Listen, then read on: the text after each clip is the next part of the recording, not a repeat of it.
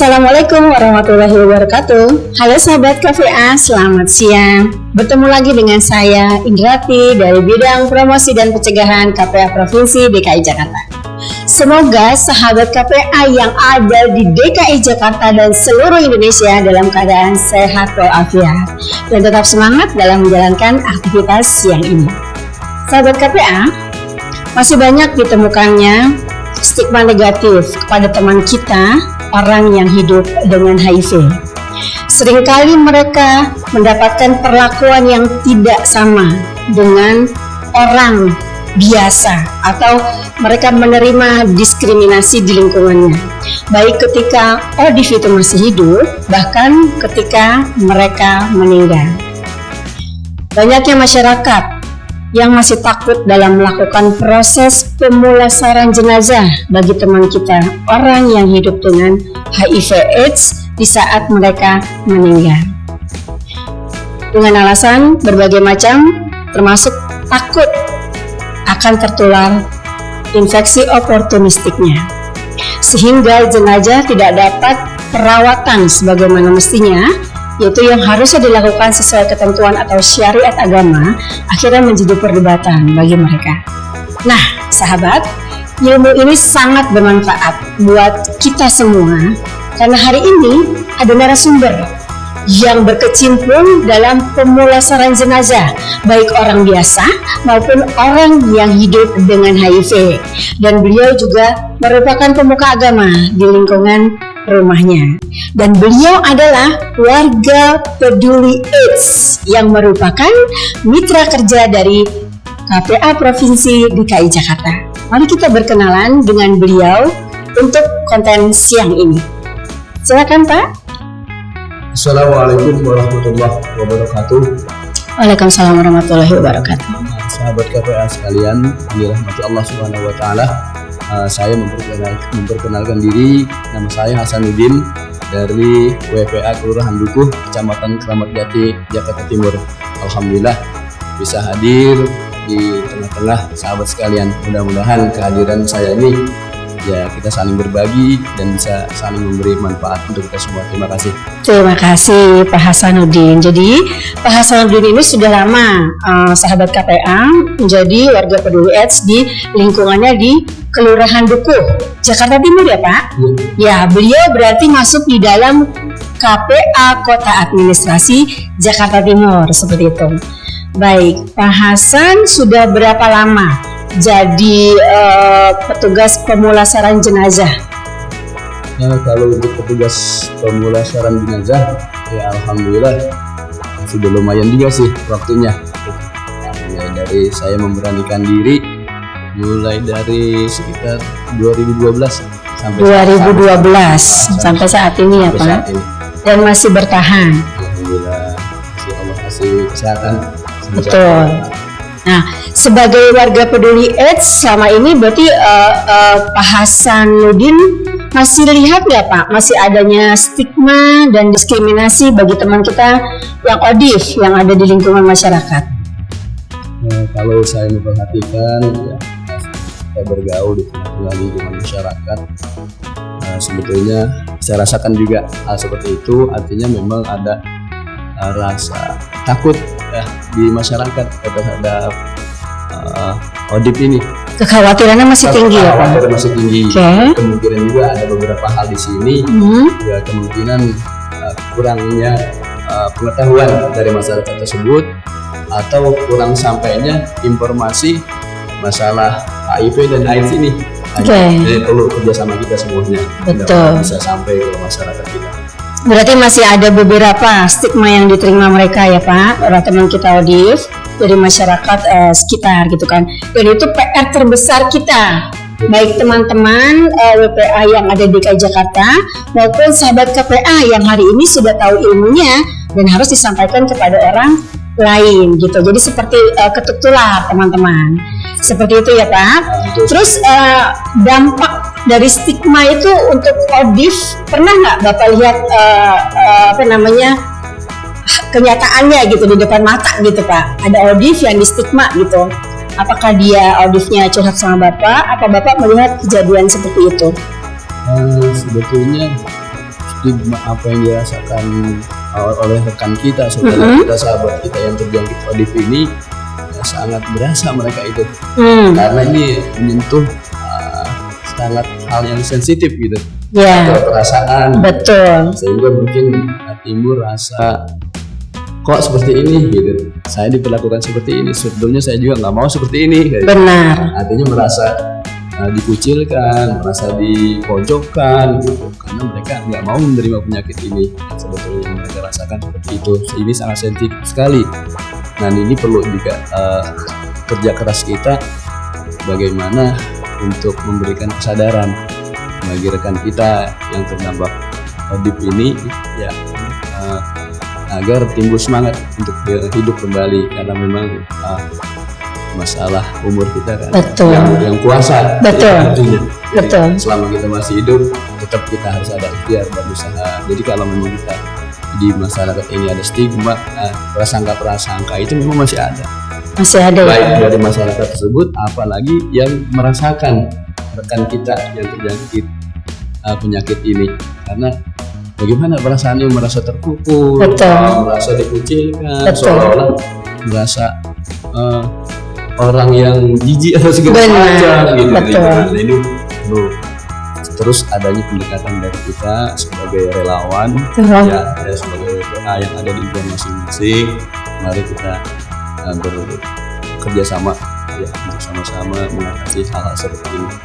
Karena kalau memang sudah ada sampai ODP ini timbul rasa dendam karena mereka dikucilkan, lebih berbahaya lagi. Betul Pak. Iya, jadi sahabat, teman-teman kita ODIS juga tidak menginginkan gitu virus HIV ini ada di tubuhnya.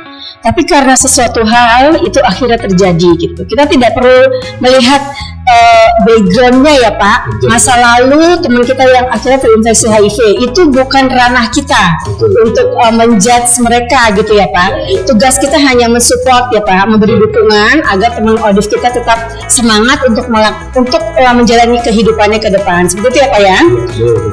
Penting sekali itu. Mungkin ada kasus ODIF yang di saat meninggal, apakah masih ada gitu masyarakat yang tidak mau melakukan pemulasaran jenazah bagi ODIF tersebut? Betul sekali masalah ini, karena memang tugas seorang pemulasaran jenazah ini sangat berat gitu ya. Pertama, tanggung jawabnya dari segi agama, keduanya dari pengilmuannya, yang ketiganya ikrar dirinya ya, bahwa saya memang harus siap untuk membantu sesama nih yang apalagi yang meninggal, kondisinya bagaimanapun juga dia normal atau tidak normal karena penyakit dan lain sebagainya, menular atau tidak menular. Kalau seorang sudah mengikrarkan diri untuk terjun, ya harus siap. Apalagi menghadapi penyakit yang menular seperti ya termasuk COVID juga kemarin itu yang memang harus kita tangani juga. Jadi kerjanya benar-benar dari hati ya Pak, nggak bisa setengah-setengah. Karena sudah berani nawaitu untuk cemplung ke situ, ya harus dilakukan. Seperti itu ya Pak ya. Hanya berharap ridhonya dari Allah aja, seperti itu ya Pak ya. Dari segi kemanusiaan. Sebagai sesama manusia nih. Iya.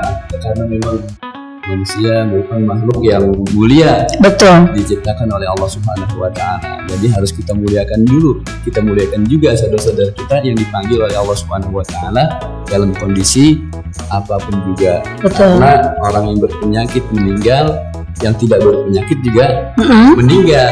Ini semua harus kita tangani. Dengan keikhlasan kita, dengan kesungguhan kita sebagai sesama manusia, sesama makhluk Allah yang harus kita saling peduli. Karena di negara kita sendiri kan istilah yang keduanya ya, kemanusiaan yang adil dan beradab. Seperti itu.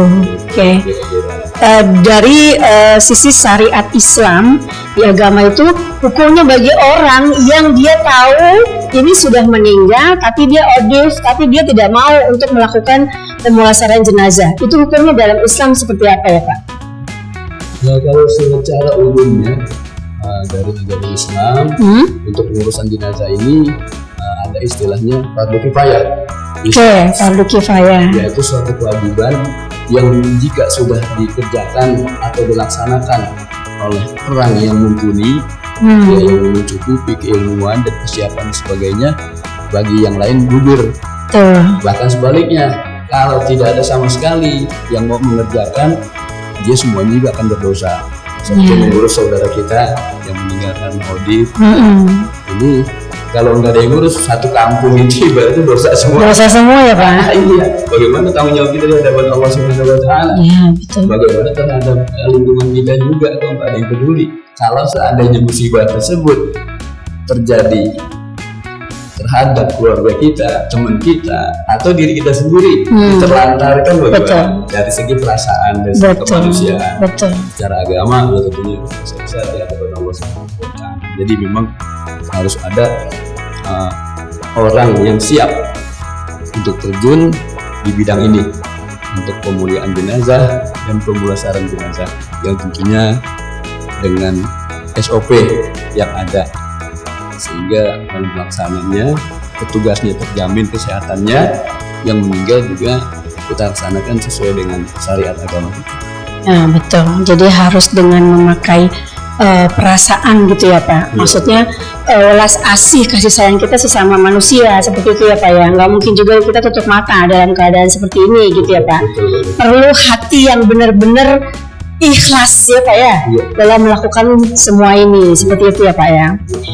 Pak, selama ini langkah-langkah dalam pemulasaran jenazah untuk orang yang hidup dengan HIV itu seperti apa Pak yang harus dilakukan?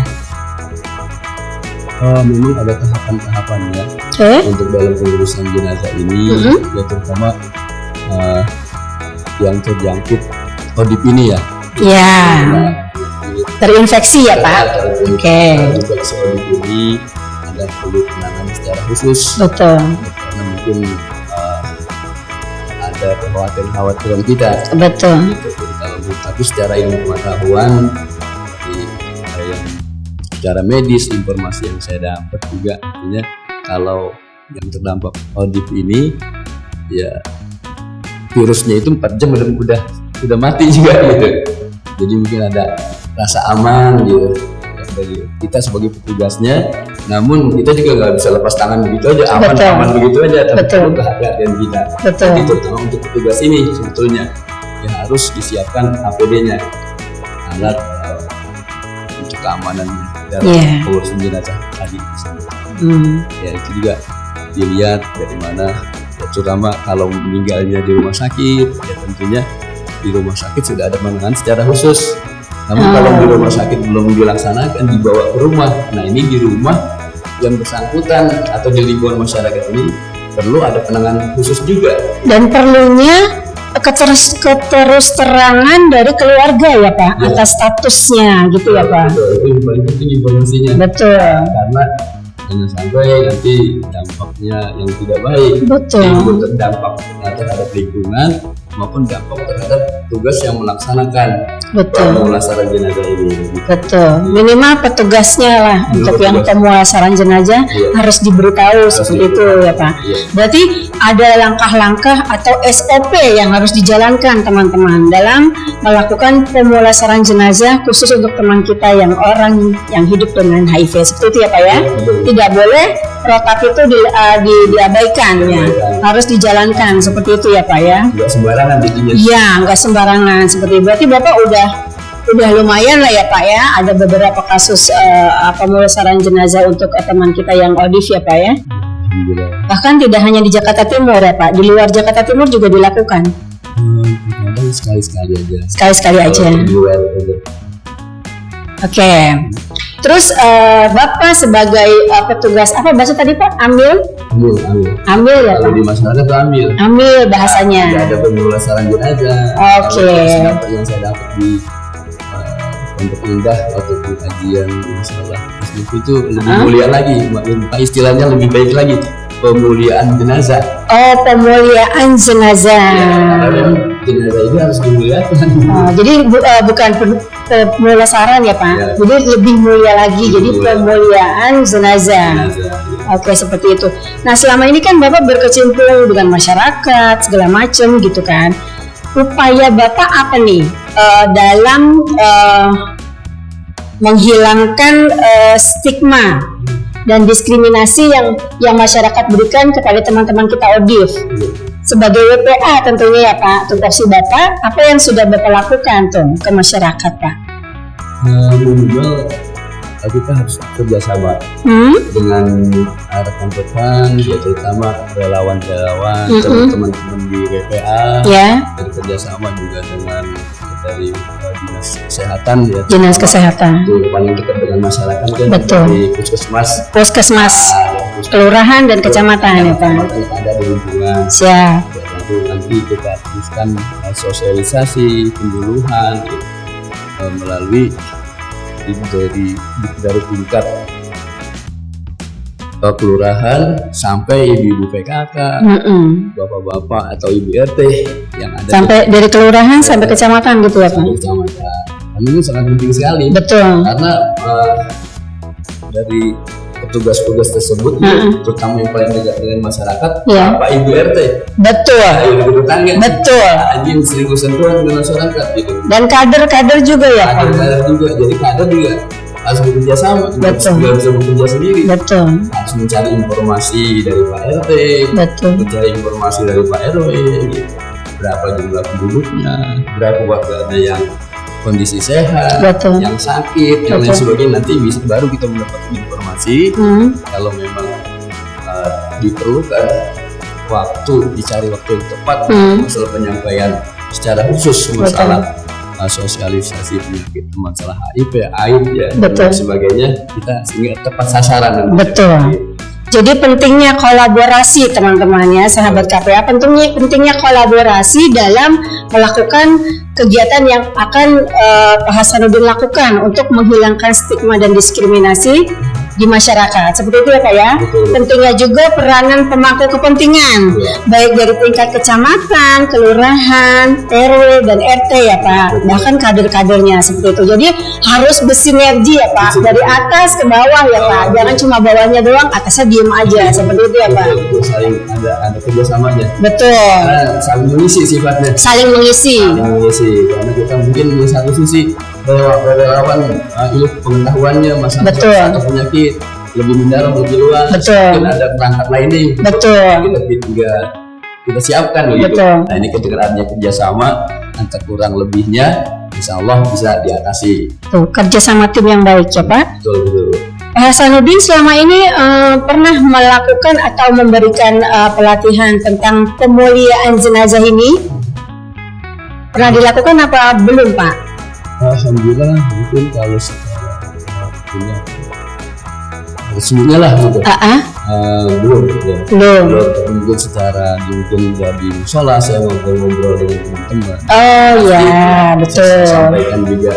Di saat ada jadwal kumpul di musola gitu ya Pak, biasanya kajian-kajian, mungkin di situ diberikan ya Pak informasi seperti apa yang harus dilakukan, seperti itu ya Pak ya. Berarti suatu saat Pak Hasanuddin perlu nih memberikan ilmunya ini juga kepada WPA, teman WPA kita yang dari DKI Jakarta ya Pak ya. Insya Allah saya siap. Betul. Jadi agar teman-teman WPA di saat sudah melakukan pendampingan bagus ya kan, terus tiba-tiba misalnya ODIF meninggal, dia tidak bingung, jadi dia sudah paham harus seperti apa gitu dengan SOP dan protap yang sudah dipelajari seperti itu ya Pak. Jadi nggak usah bingung, nggak usah nyari-nyari lagi gitu, karena pasti ada beberapa yang akan menolak gitu kan Pak. Jika amil itu memahami pasti tidak menolak, tapi kan manusia berbeda-beda ya Pak, tidak sama gitu. Jadi paling nggak kita mempersiapkan WPA kita untuk melakukan itu sendiri, seperti itu ya Pak ya. Mungkin sedikitnya kita sudah mempunyai ilmunya. Ya betul. Betul. Kalau secara khusus memang nggak semuanya. Betul. Berani untuk terjun. Betul. Pemulasaran pemulihan jenazah ini. Benar. Tapi kalau pengilmuannya semua kader sudah tahu. Betul. Setidaknya jika ada yang meninggal, apalagi dia ODIF gitu ya. Betul. Apalagi dampingannya dia. Dia nggak kaget lagi. Betul. Minimal udah ada ibaratnya pertigaannya lah. Betul. Persiapan tempatnya dan sebagainya sudah bisa ditangani. Sehingga untuk sarana nanti bisa kita jalani dengan baik sesuai dengan protokol kesehatan yang ada. Betul. Jadi nggak kaget lah. Iya. Bisa segera. Jadi teman WPA kita sudah lebih mumpuni ya Pak. Nggak hanya melakukan penjangkauan, pendampingan, tapi dia mampu melakukan pemulihan jenazah untuk pendampingan auditnya. Seperti itu ya Pak. Sudah lumayan lama berarti ya kayak maksudnya Bapak juga ilmunya sudah hatam bahasanya gitu ya Pak dalam hal pemuliaan jenazah. Saya harus membiasakan pemuliaan jenazah ya Pak ya, karena itu lebih indah bahasanya ya Pak, lebih manusiawi seperti itu. Betul.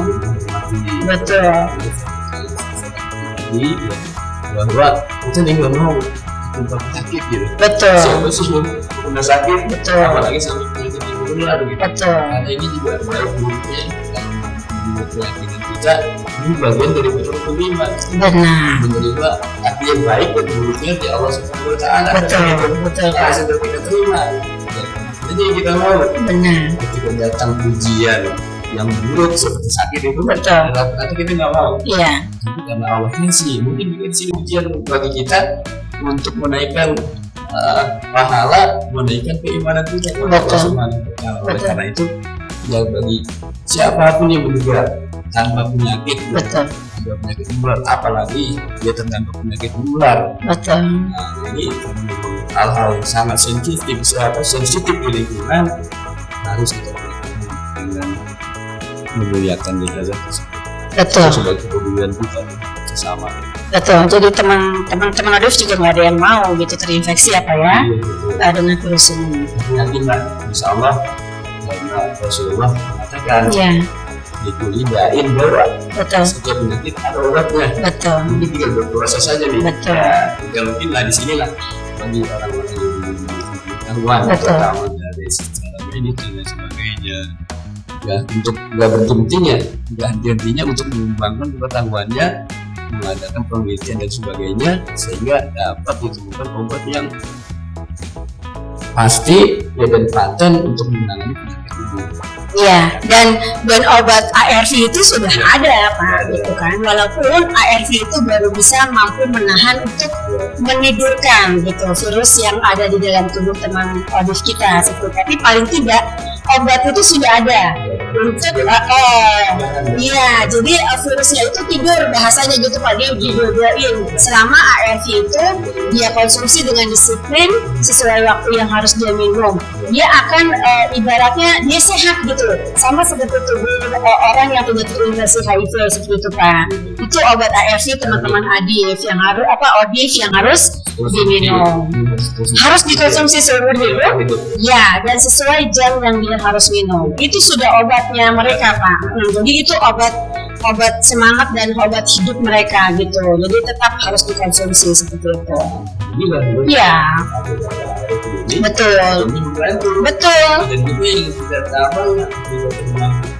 Tidak terinfeksi.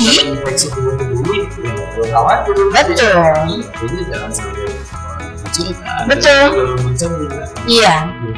Ujian keimanan sebetulnya buat kita. Dan penularannya juga tidak mudah ya Pak ya. Dia juga susah gitu. Betul. Kalau ibaratnya virus COVID dia pakai assalamualaikum Pak, dia main masuk Pak ya. Kalau HIV ini lebih sopan dia assalamualaikum gitu kan, lebih sulit terinfeksinya tuh sulit seperti itu ya Pak ya. Betul. Sahabat KPA seru ya bicara dengan Pak Hasanuddin terkait ini. Namun saat ini kita harus mendengarkan juga nih pesan dari Pak Hasanuddin untuk masyarakat atau tetangga jika ada yang meninggal tapi dia dengan posisi orang yang hidup dengan HIV, bagaimana Pak? Pesan-pesan Bapak untuk mereka. Pesan saya untuk sahabat-sahabat KPA, masyarakat semuanya, barulah dalam hal ini kita mengambil pelajaran yang sangat banyak dari apa yang Allah jadikan, apa yang Allah ciptakan untuk kita semua. Seperti saya katakan tadi, ini merupakan ujian keimanan kita sebagai bagian rukun iman. Kita terima takdir baik dan buruknya dari Allah Subhanahu wa Ta'ala. Dan semuanya juga sudah ada garis-garis ketentuan yang telah ditentukan oleh Allah Subhanahu wa Ta'ala. Betul. Bahwa kehidupan ini ada baik, ada buruk. Betul. Ada pasangan-pasangan. Betul. Ada rasa sebagai kalau kita mendapatkan yang baik, jadi kita bersyukur kepada Allah Subhanahu wa Ta'ala. Kalau kebetulan yang kurang baik kita dapati, di sini perlu kita sabar. Ada sabar juga, bukan kita diam saja. Harus ada ikhtiar, usaha kita. Betul. Kalau masalah penyakit, tentunya kita minta bantuan kepada ahlinya untuk menangani masalah penyakit ini, terutama masalah HIV, AIDS dan lain sebagainya. Memang perlu penanganan secara khusus dan perlu kerjasama dari kita semuanya.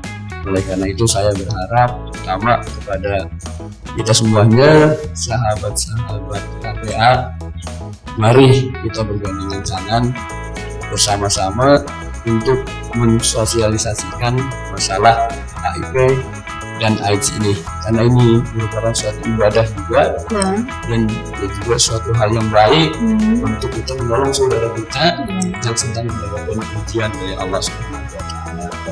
Tentunya tidak bisa kita pisahkan masalah ini antara masalah satu dengan yang lainnya, antara jasmani dan rohani juga bisa dipisahkan. Tidak semata artinya kita mengadakan obat saja, tapi di sini juga secara kejiwaan harus kita isi juga.